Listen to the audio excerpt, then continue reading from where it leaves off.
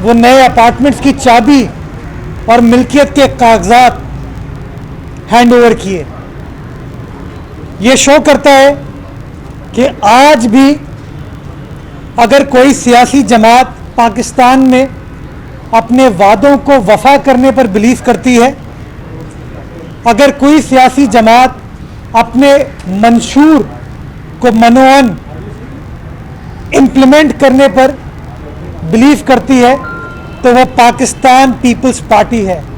शहीद जुल्फ़िकार अली भुट्टो की Pakistan peoples party, शहीद मोहतरमा बेनज़ीर भुट्टो की पाकिस्तान पीपल्स पार्टी, आसिफ अली जरदारी साहब की पाकिस्तान पीपल्स पार्टी, बिलावल भुट्टो जरदारी साहब की पाकिस्तान पीपल्स पार्टी। मैं इसलिए ये बताते हुए मुझे खुशी महसूस होती है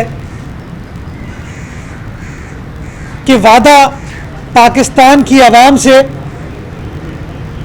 इमरान खान ने किया था, पीटीआई ने किया था कि इमरान खान साहब वज़ीर आज़म बनेंगे और गालिबन 50 लाख नए घर गरीबों के लिए तामीर किए जाएंगे। 2.5 साल इस हुकूमत को आए हुए हो चुका है। मेरे ख्याल में इन 2.5 सालों में 25 लाख घर तो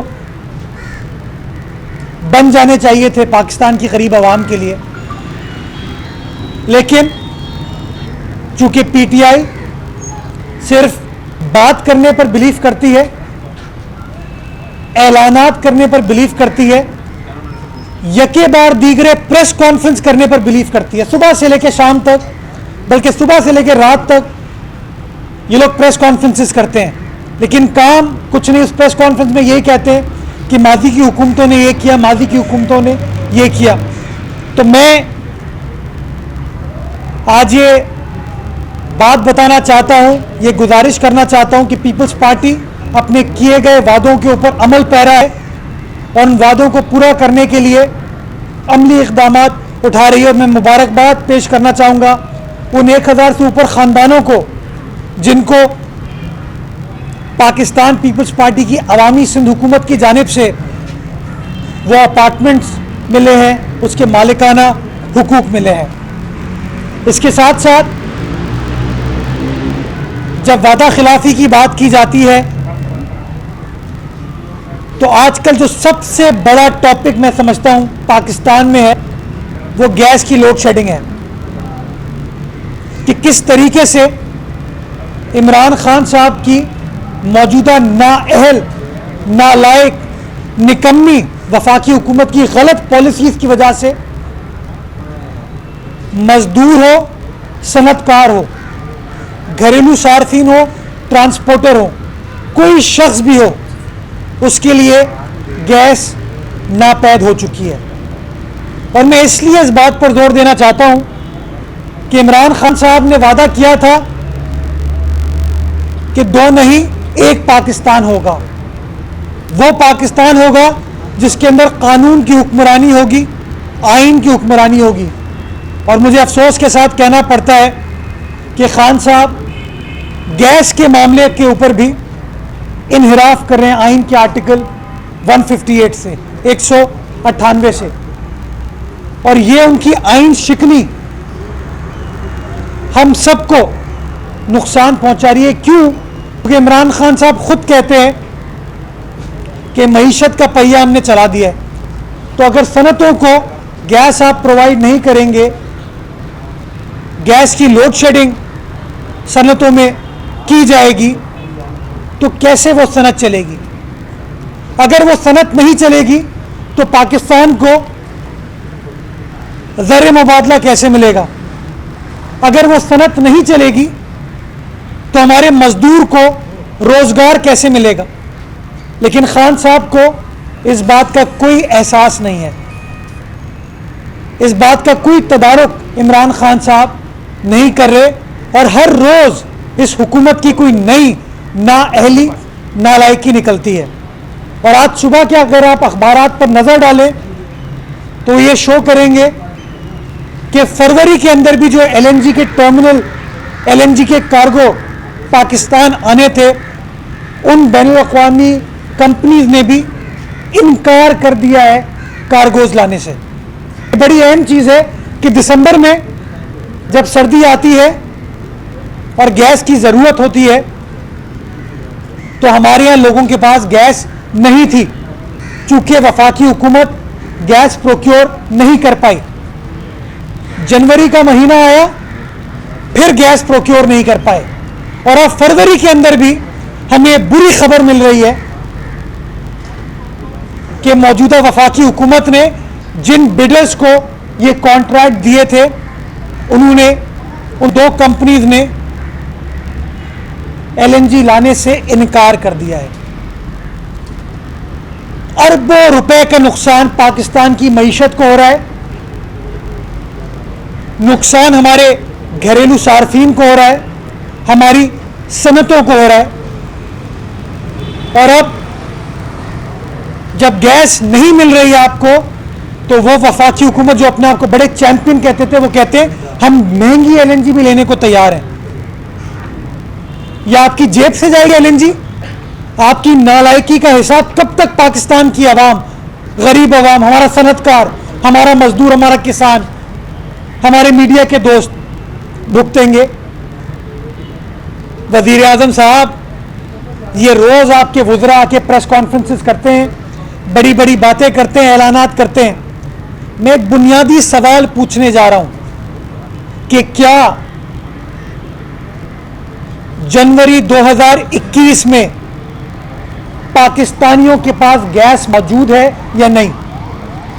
क्या हमारे सनतकारों को गैस मिल रही है या नहीं? क्या हमारे घरेलू सार्फिन को गैस मिल रही है या नहीं? क्या आपको मुझे गैस मिल रही है या नहीं? और फिर आपके मुआवनीन, मुशीरान, वुज़रा आके बड़ी बड़ी बातें करते हैं, ऐलानात करते हैं, हमने ये कर दिया, हमने वो कर दिया। आप लोगों की हुकूमत ने 2.5 साल में कुछ नहीं किया है सिवाय माजी की हुकूमतों के ऊपर इल्ज़ाम लगाने के अलावा।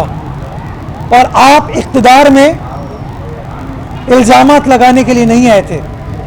आपने वादा किया था कि आप तब्दीली लाएंगे। आप दर हकीकत तब्दीली तबाही की शक्ल में लाए, पाकिस्तान की मईशत की तबाही की शक्ल में, पाकिस्तान की 22 करोड़ आवाम की तबाही की शक्ल में। वक्त आ गया है कि आप प्रेस कॉन्फ्रेंसेस से, ट्विटर से, फेसबुक से बाहर निकले और जो आपकी बुनियादी जिम्मेदारी है, आईनी जिम्मेदारी है कि लोगों को उनके हुकूक दिलवाएं, वो हुकूक दिलवाने का प्रोसेस स्टार्ट करें। अदरवाइज ये अवाम आपको धक्के देके इख्तिदार से निकालेगी। ये मेरी बात याद रखें। ये प्रेस कॉन्फ्रेंसेस आपको नहीं बचा पाएंगी। ये कौम 22 करोड़ अवाम धक्के देके आप लोगों को निकालेगी, आपकी नालायकी और आपकी नाअहली की वजह से। बहुत शुक्रिया। सर ये बताएं कि नाअहल हुकूमत को आप कब तक बर्दाश्त करेंगे बकौल आपके, और ये क्या पीटीएम अपने अहदाफ पर जो है वो हासिल कर गई है या नहीं? देखिए, पीडीएम के अहदाफ वो हैं जो पाकिस्तान की 22 करोड़ आवाम के हैं, और वो हदफ एक ही है कि एक ऐसी हुकूमत जिसको एहसास नाम की कोई चीज़ ना हो पाकिस्तान की आवाम की, चाहे मजदूर हो, किसान हो, सनतकार हो, घरेलू लोग हो, आम आदमी हो, मीडिया के दोस्त हों, जो हुकूमत हर किसी का इस्तेहसाल करने पर बिलीव करती हो और अपने एटीएम्स का ख्याल करने पर बिलीव करती हो। मैं समझता हूँ उनका छुटकारा दिलाना हम सब की अव्वलीन तरजीह है। और इस बयानिए को पीडीएम की क़यादत पाकिस्तान की आवाम के पास लेके गई, और आपने देखा कि हर जगह आम आदमी ने किस तरीके से रिस्पॉन्ड किया है पीडीएम की क़यादत के बयानिए को, क्योंकि एक आम आदमी रिलेट करता है कि हाँ, जो बिलावल भुट्टो जरदारी बात कर रहा है वो मेरी तकलीफ की बात कर रहा है, मेरी मुश्किलात की बात कर रहा है। खान साहब ने वादा किया था, इमरान खान ने घर देने का वादा किया था, इमरान खान ने किसी को घर नहीं दिया, लोगों के घर गिरा दिया अपने घर को रेगुलराइज करा के। घर किसने दिया? मजदूर का ख्याल किसने किया?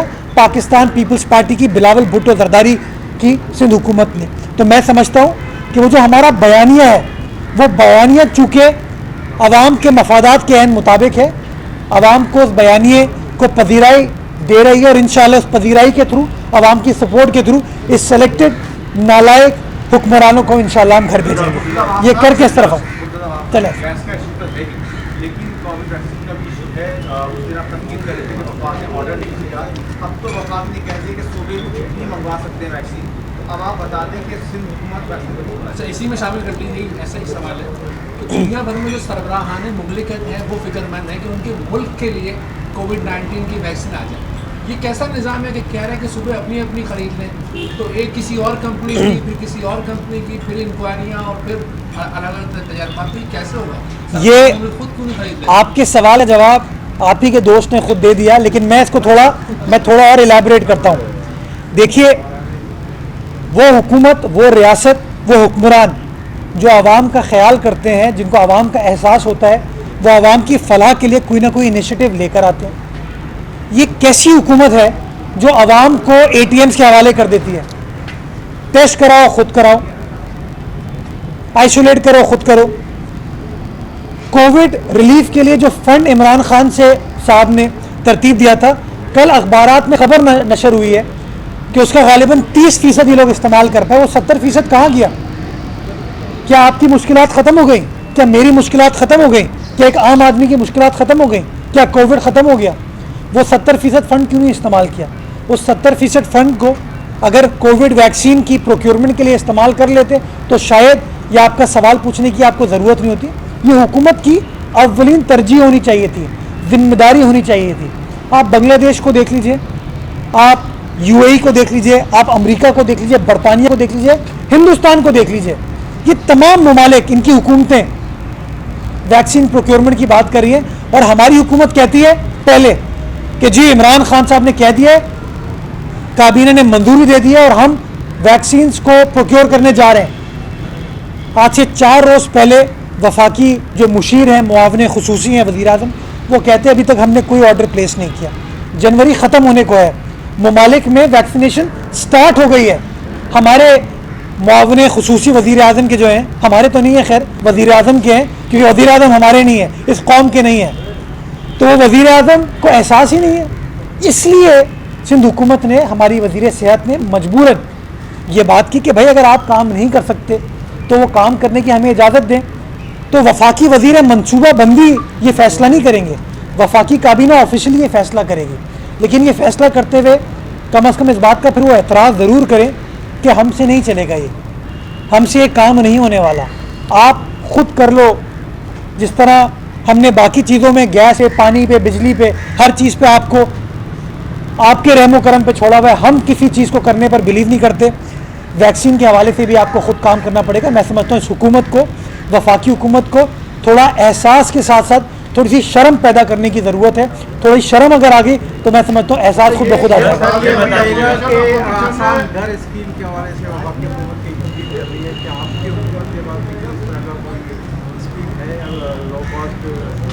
वफाकी हुकूमत के पास एक ही स्कीम है कि अपनी जेबें भरो, अपनी ATMs का ख्याल रखो। हम ऐसी स्कीम्स के ऊपर नहीं चल सकते, हम ऐसी चीज़ों के ऊपर नहीं चल सकते। हमारी कमिटमेंट तो इस चीज़ से नज़र आ रही है कि हमारी स्कीम नहीं है। आज हमारे पार्टी के चेयरमैन ने 1000 ख़ानदानों को अपार्टमेंट की चाबी दी है मालिकाना हुकूक के साथ।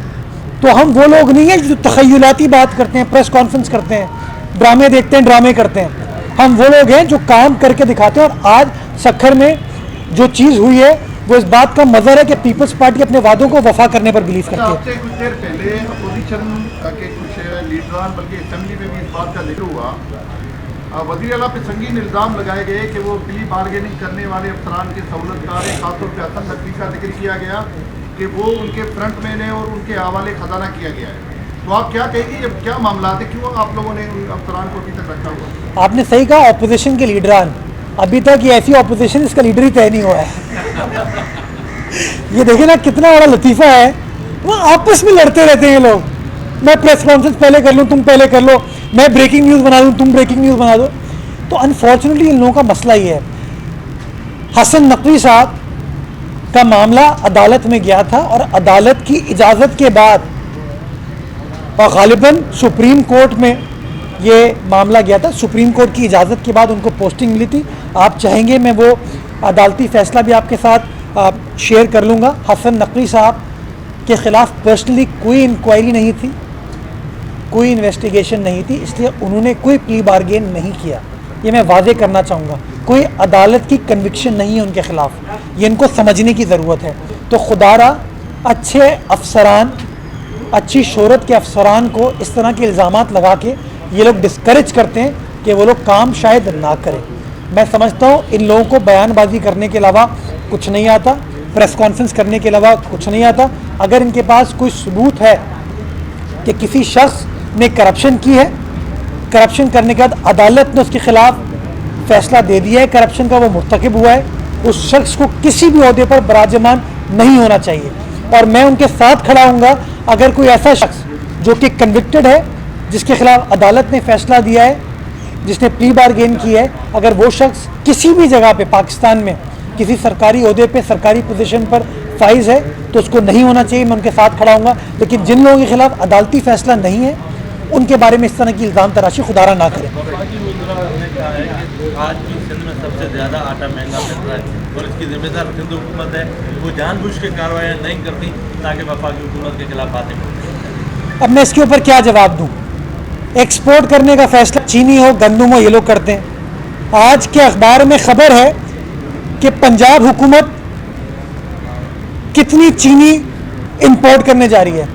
तो इंपोर्ट करने की दो वजूहत हो सकती है ना, कि चीनी शॉर्ट हो गई है मुल्क में, तो दो वजूहत हो सकती हैं उसकी, या तो चीनी की प्रोडक्शन सही नहीं हुई या आपने चीनी को स्मगल कर दिया हो।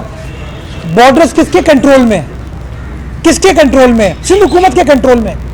बॉर्डर्स वफाकी हुकूमत के कंट्रोल में, चाहे वो सूबाई बॉर्डर्स हो चाहे वफाकी बॉर्डर्स हो। ये इनकी नाअहली है, इनकी नालायकी है, जिसकी वजह से पाकिस्तान के आम आदमी को नुकसान हो रहा है। मैं समझता हूँ ATMs की बिना पर वो लोग जिनके अपने ज़ाती मफादात हैं, उनकी ईमा पर जब पॉलिसी बनाई जाती है तो पॉलिसी का यही नुकसान होता है।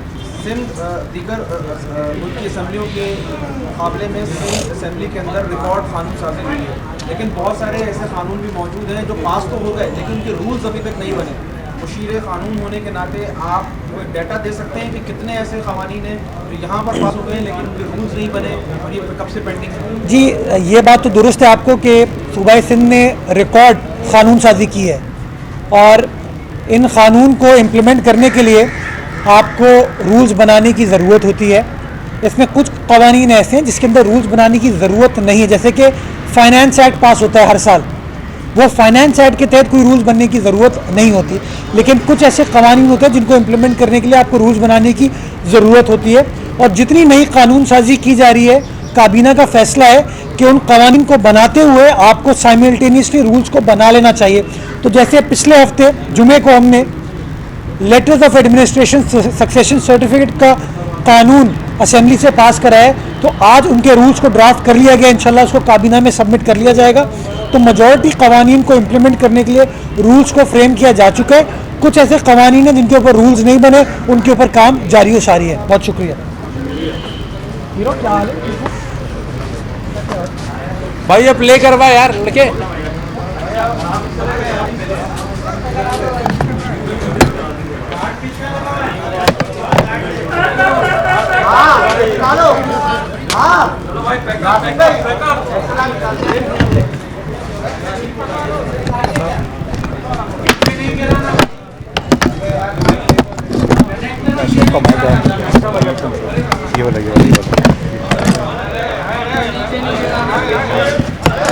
यार अबे क्या कर रहा है